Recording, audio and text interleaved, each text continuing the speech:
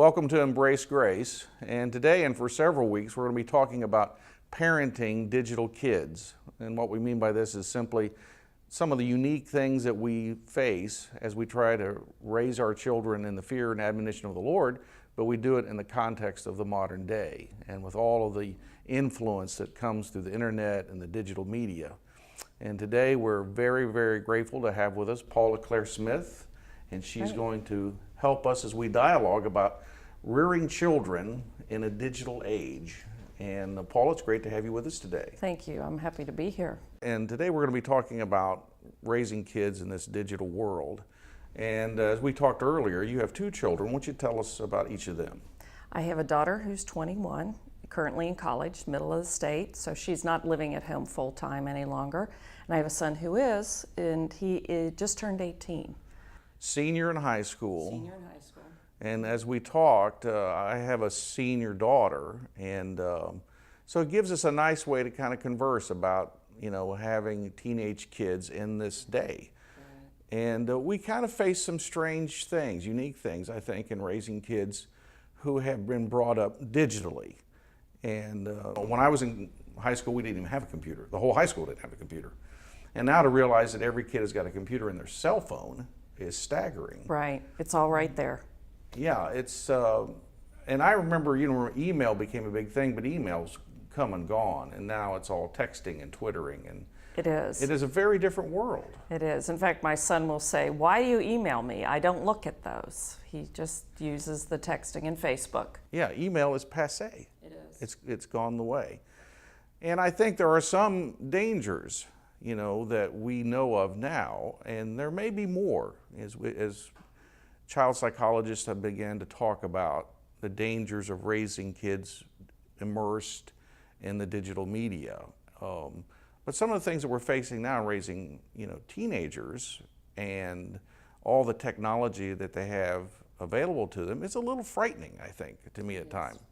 And we were talking about sexting earlier, and right. how it's just one of them. Yeah, that there is in reading some of the surveys that have been done on the national level, this is a pretty common practice. Mm-hmm. Much more common. I'm sure as a mom of a teenage boy, that can be kind of horrifying. Right. And what are some of the things that you have had to think about and think through in raising a teenage son who is athletic and handsome and popular? Oh, he'll love hearing that. Right. He paid me $5, so I thought I'd throw it in. Really? Boy, he's gone up. So what's that been like? You've got all of this availability, and technology, and you've got this young man that you're trying to raise, and and young women today are very aggressive. And tell us a little bit about how you've worked through that. Well, a lot of it you have to think of too is the same issues that people went through when television was introduced. 12 years ago, 15 years ago, you'd hear kids are watching too much TV and it leads to obesity and antisocial and those types of things. And it's just now carried over to a different technology. It's just really a different platform that you're dealing with. There are certain things that any parent would want from their children or want their children to know, and that is one, that you love them. We talked about that. We're on your side. We're your biggest fan. That's one of the things. They have to know the truth, that there are rules and then there are consequences to those rules. They also have to know the reality of things, that those consequences result in things that can carry on for years after that. But it really boils down to communication with that child. And it's hard to convey wisdom to a teenager. I think for all of us, each generation has refused to listen to the previous one. And true. So it's hard to say to a teenage boy, a teenage girl, be careful, this could scar you for life. They have no perspective about what that means. And I think we have to get very specific with that. I've always had an aversion to say, oh, well, be careful, because what does that mean? Right. I mean, to me even, what does that mean? It has to be more specific. Don't do this. It will result in this. Or if you do this, it will result in this. So I think that's one of the things. It's very easy as a parent is to say, oh yeah, be careful, be good in school, and give them just vague instructions. I think you have to be very specific in some of those instructions. Put the phone down, it's not allowed at the table at dinner. You know, those types of, because I want to talk to you. This is important, is that I see your eyes and that I feel like we're engaging and not talking into this phone. Yeah, I think parenting is a test of the will, you know, and as kids become teenagers, there is this natural pushback. You know, they do kind of push you or try to push you out of their life, and it is an exercise of the will to say, no, I'm not leaving, you know. I'm still here. I'm going to be involved in your life. I want to be engaged. I want to know your friends. We're still going to have a relationship. I'm still going to hold you accountable. I'm still going to be your authority. And a lot of that comes from them wanting to grow up, wanting to be that adult. You know, they're proud perhaps of what they've accomplished so far. They've seen success in their life and they're like, I can do this myself, when in fact they can't do it yet themselves, but they don't realize that. So sometimes it's not even just a matter of pushing away from us as much as it's really trying to push up. Yeah, I think, and that's a hard thing. And I think especially for boys, I think in raising my sons, that step from boyhood to manhood is a little awkward, you know. It's not even steps. I know, it's probably true. And I think, you know, we as parents, we want to raise our kids through this progression where they are growing, where, you know, as an infant, we have complete authority and control. And then, you know, through life, we have to begin to delegate the decision-making and authority and responsibility back to them so that, you know, when they become 18, 19, 20, and they're moving out, hopefully, and going to school or we're doing whatever, that they're prepared for that. You know, I think it makes teenagers angry when we treat them like an adult in one moment and then like a child in the next moment. It's confusing to them. We'll trust them to drive a car, you know, but we want to know if they've taken a bath. You know, with some, you know, somehow there's some incongruity there, right? You know, So, well, and setting those expectations though too will make a difference. And my kids have always known since they were little they were going to go to college. Everything is set up to go to college. They're going to go to college. That's all there is to it. We've got the savings set up, so they have that expectation. And now my son, perhaps with your daughter, is looking at colleges. And so we're looking at, oh, you know, your grades are this, so you need to get into these different colleges. And you do not have an option of living at home. You're not, because that's the easy way. That's not an option. So if you don't get into a college, which means you have to do grades now, get your grades now, I guess you have to go find a job or something. So if they understand that these things are real, even though goals are an issue with kids, I mean, what kid wants to set a goal other than who am I going to go out with that night? You know, one of the strangest things, talking about this digital age too, and it's not just with the teenagers, but as adults we have to mirror how we want our children to act too. And I mean, a couple even my age or a little younger or something like that, they're on a date and one's sitting here and another sitting there and they're both on their phones. It's like, why did you pay for dinner for that? I mean, do you think they're talking to each other or do you think they're talking to someone else? I don't know, but it's always an interesting thing to say that. What happened to, we're here together. What happened to dating? Well, we'll have to see. We'll have to see socially how all this fleshes out. Because apparently they're okay with that. And that's the problem. I think so, But aren't we still at some point going to need the skills of interaction, of discussing and talking? Absolutely. You know, my son, he tells a story all the time about how I lined him up one day as boys and said, I'm going to teach you how to shake hands. And so I said, now, you know, grab hold and now grip. We don't want any weak gripped men around here. Now look up, look them in the eye. And say, hello, my name is Adam. And we practiced. I mean, practice. And to this day, I get more comments from my son, Adam, about him being able to shake someone's hand and look them in the eye and say, hello, my name's Adam. So we still are social beings, and we're still going to have to learn those skills. And I think the kids that do learn those skills in this age are going to have an advantage over the kids that are just encased digitally, Right. Well, I think it is always difficult. And for me, it was more difficult with my sons than the daughters. The daughters were more academic and more, Yeah, you I had know, the same experience. right. And Yeah. the boys were like, I don't, you need to study. They're like, I don't think so. I just need my posse. Where are my boys? Right. And so, well, your boys are going to evaporate at graduation. Yes. They're not going to pay your bills. And so trying to convey to them, that you're going to have to live on your own. And I think that's successful parenting, is raising kids that are independent, autonomous, That's what they're. who are successful. And a parent that raises a child and makes them dependent on them for the rest of their lives is not success. Right. And unfortunately, I've seen parents kneecap a child by not having them face the consequences of their actions, by not allowing them to be responsible.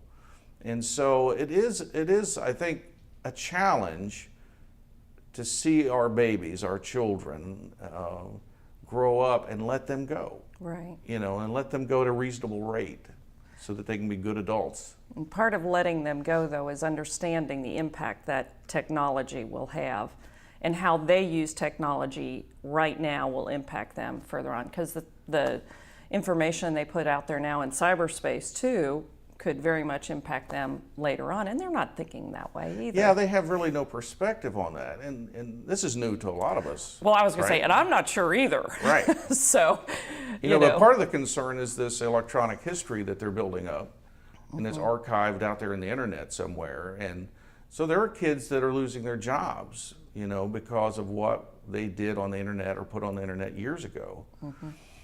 And so this, the internet and the technologies that we have is new, and so we're learning, how to guard that. And I think there is some concern about child development. How are these kids developing? that's who the are most immersed? immediate thing. Right. Yeah.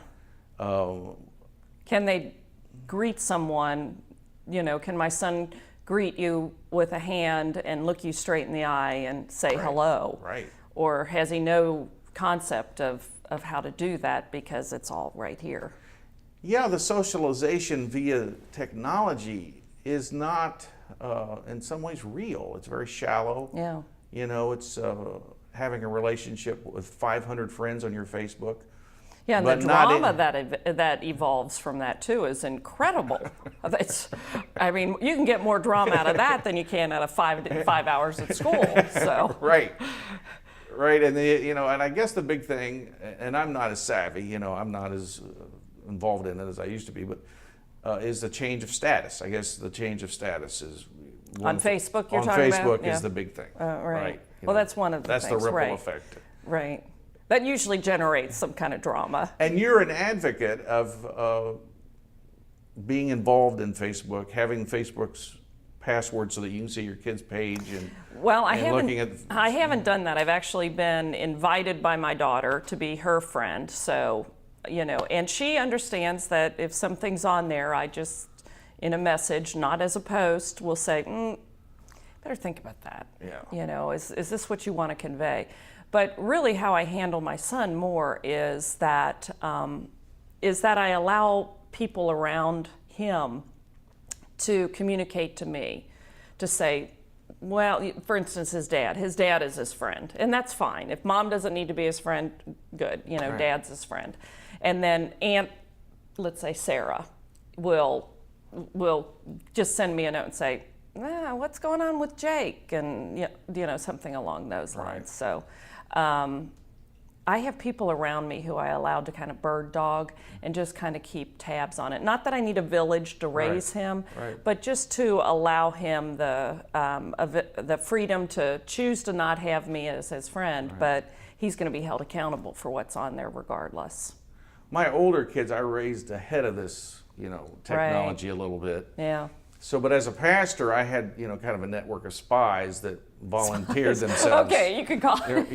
to track and investigate. So I used to get reports all the time, and I would say, well, to one of my kids, Andrew or John or Adam, you said you were at the mall? Is that right, after school? And then I would say, well, so-and-so said.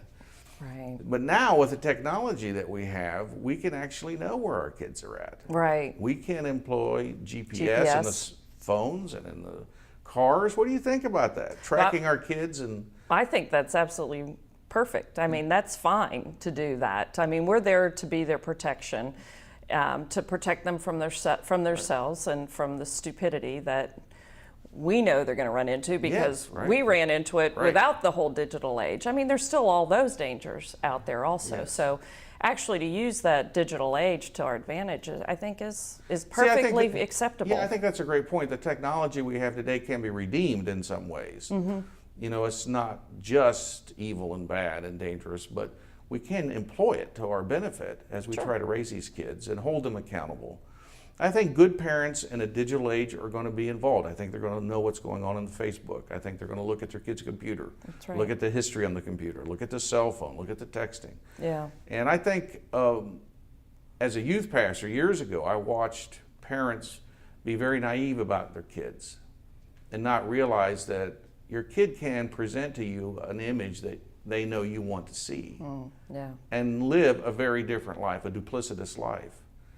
And it's shocking as a parent to think that your kid is a straight A student and that, you know, they're Christian and they're godly and they love Jesus and they're praying all day, and then you find out that they're just presenting that to you in order to live this other life that they've hid from you.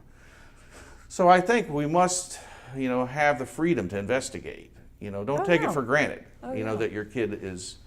and it's not a violation. Yeah, I don't think it's any violation, right? You know, I'm responsible for my kid. I'm raising my kid. I'm taking care of them, housing them, feeding them. Yes, I'm going to look at their cell phone. Yes. Yeah, I'm paying for the cell phone.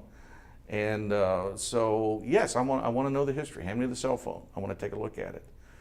And I think that's being responsible as parents. And some kids are good at manipulation, and they will try to suggest, well, you don't trust me, or that's my privacy. And I just never bought into that. You know, I just said, oh, I don't care. Well, I think we as parents have to have a confidence in what our role is and not to be manipulated by our child's opinion and just act along those lines rather than allow them to, again, manipulate us into thinking, oh, I don't want them to think that. But at the same time, I did have a friend who had mentioned to me too about, have you ever had him drug tested? No, you know, I haven't. And oh, well, I think you should, just to be sure, and this kind of thing. And my opinion on that, and it's just strictly his opinion, is his grades are good, his behavior hasn't changed, he's not doing anything that would give me any indication. His friends that I know of are not into that. So why would I do that, go to that extreme? You're talking about investigation. So I think there are limits that I set to. Yeah, I think you have to have some indication. Yeah. Wouldn't you? I mean, I think so. That would be kind of invasive. Right. You know, and that's my opinion. I think you'd have to have some basis to say, you know, I want to drug test you. That would be my thinking. And, you know, the technologies that we have, I think, do help us in the area of accountability and discipline. I mean, if I want to discipline my daughter right now, who's a senior, you know, I take her phone for a week. It does give you power, right? doesn't it? Isn't that an incredible sense of power? But, you know, you do this, I'm going to take your phone. Well, you know, that's a tremendous punishment, isn't it, for these kids? Take their phone. Sure, I had my son had to put his phone in the locker at Universal Studio. And, you know, an hour later when he got off the ride, he says, boy, it's been blowing up. You know, the girls are blowing up my phone, you know, with texting, where are you? Because they want that instant gratification too, which is the other thing that technology will give, is that instant response back. And I've found it with my son too, that if he doesn't get an instant response back from me, then he interprets that as... isn't that strange? Yeah, and so it's like, no, if you need an immediate, you call me, don't just text me. Right. You know, you call me, because just because I don't answer doesn't mean yes. It actually means do what we had planned before and don't change the plan. Well, there's a whole etiquette now, you know, involved with cell phones and the media. Is there etiquette? Yeah, well, supposedly. I mean, I'm not great at it. You know, I can misplace my phone for days. And I forget to leave it on silent. Right. And it's like, oh, that's right. You know, Mom, where are you? And it's really nice. Now, my wife, on the other hand, Amy, you know, She likes that immediate, I called you, you didn't answer. There is a kind of an offense in it that somehow I didn't, I saw it was her, Right. and didn't answer, which I would not have done. If I would not ignore your call, I just ignore everybody's calls. So you're not You're not alone in that. Right, yeah. I'm not singling you out in that. So there is an etiquette, I think, we're trying to learn, but these teenagers are so into, texting and communicating that there's real questions of what's going to happen in their social development. Right.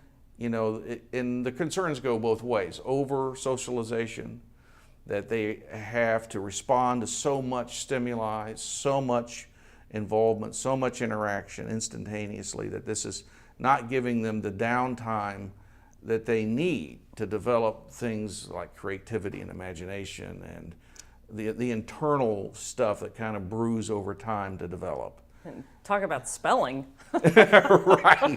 Right. Well, that's a lost art. Yeah, that's completely corrupted. Yeah. We'll never recover that. Right. And so then the other issues are, for younger kids who from birth, are immersed in a digital world. And I have a 2.5-year-old grandson, and Jackson, and the 2.5, he's been on the tablet thing. It's used like we would use, Lego blocks. Right. It's a toy, and he's playing. Well, at 2.5, he was ordering new apps. And his dad was having to pay for them because he figured out how to do it. He got bored with the one he was on, so he had to order a new one. Right. So you think about what's life going to be like for these kids that are immersed from birth in the digital world. Yeah. They will never have any experience that in a non-digital world. Their world will always be digital. So I think there's some just concerns about that. And I think the basic principles of parenting stand in every generation. Right. We may have to be a little more savvy, with the technologies come and go. But I think we have to love our kids. Right. We tell our kids, I'm your fan. I'm number one in your fan club. I'm not your adversary. I'm in your life. I'm not leaving.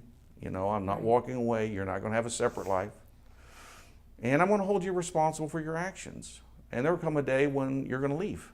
Right? This is not forever, right? Yeah. And so I think those things still work in our world. But what would you tell parents out there today that maybe are on the verge of a kid becoming a teenager in regards to this whole digital context that they face in parenting? I think the bottom line is communication. In any relationship, we're relationship driven. God created us for relationships. Yes. And that's where it needs to stay. Looking at what someone's typed on this little piece of equipment is not a relationship.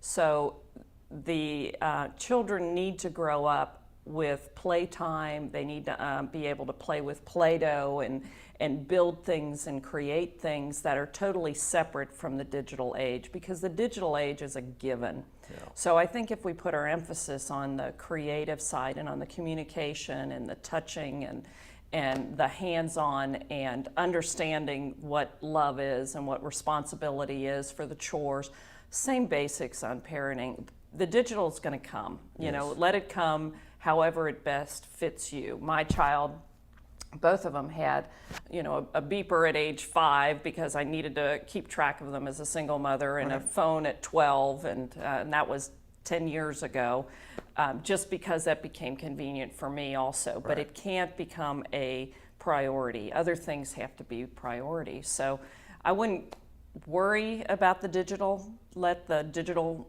come on, but just as the personal is what needs to remain intact, because once that personal goes away, it's really hard to get it back. Yeah, I agree completely. I think there's something very powerful about human interaction, human touch. Mm-hmm. You touch your child, you hold them, you put your arm around them, and you let them know that you're present and that you love them, and you will always love them. I remember at one point, my oldest son was getting ready to go off to war in Iraq. And so as a family, we made a commitment to God, family, and country. And we made a commitment to each other in that, that if any of us ever needed the other, that we promised to be there. I think that's important in a digital world where relationships are so shallow, so empty, so fleeting. You know, I can have a conversation or interact with a person online and they disappear. I think they need to know that family will never disappear. We will always be there for them. So Paula, thank you very much for being here with us today. And Love for those of talking you to that have joined us, we are grateful to have you as well. And we're going to be talking about parenting digital kids for several segments. And we're grateful for your time. And thank you for being with us, and God bless.